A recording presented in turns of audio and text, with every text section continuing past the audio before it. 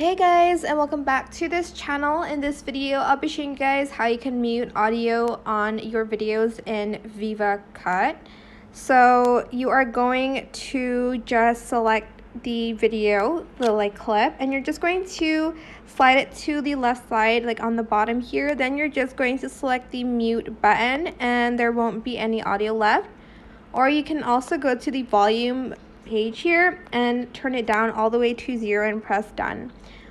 But the easiest way would just be to mute it. And that is it. Super simple. I hope it was helpful for you guys. Don't forget to like, comment, share, and also subscribe to this channel if you haven't done that already.